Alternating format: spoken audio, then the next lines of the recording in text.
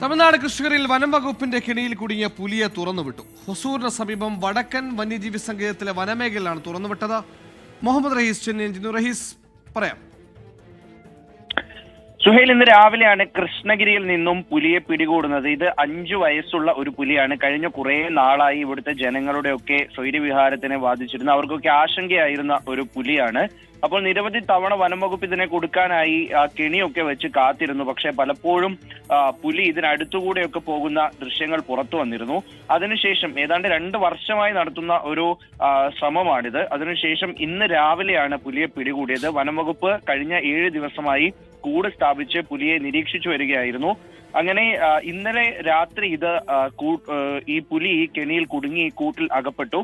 ശേഷം ഇന്ന് അതിനെ വൈദ്യപരിശോധനയ്ക്കൊക്കെ വിധേയമാക്കി ആരോഗ്യസ്ഥിതിയൊക്കെ ശരിയാണോ എന്ന് പരിശോധിച്ച ശേഷമാണ് കർണാടക തമിഴ്നാട് അതിർത്തി ഹൊസൂരിലേക്ക് കൊണ്ടുപോയത്.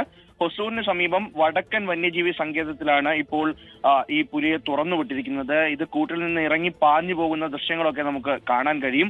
എന്തായാലും കൃഷ്ണഗിരിയിലെ ആളുകളെ സംബന്ധിച്ചിടത്തോളം അവർക്ക് വലിയൊരു ആശങ്കയ്ക്കാണ് അറുതി വന്നിരിക്കുന്നത്. നേരത്തെ പലതവണ ഈ വളർത്തുമൃഗങ്ങളെയും ഒപ്പം തന്നെ അവിടുത്തെ ആളുകളെയും ഒക്കെ ഇത് ആക്രമിക്കാൻ ശ്രമിച്ചിരുന്നു. വളർത്തുമൃഗങ്ങളെ സ്ഥിരമായി കൊന്നിട്ടിട്ട് പോകുന്ന ഒരു പതിവുണ്ടായിരുന്നു. എന്തായാലും പുലി കുടുങ്ങിയിരിക്കുകയാണ്. കുടുങ്ങിയ പുലിയെ ആരോഗ്യവാനായി തന്നെ തുറന്നുവിടുകയും ചെയ്തിരിക്കുന്നു. സുഹൈൽ, ഇനി കൃഷികരിക്കാർ കെണിപ്പുലി ആശങ്ക ഉണ്ടാവാതിരിക്കട്ടെ.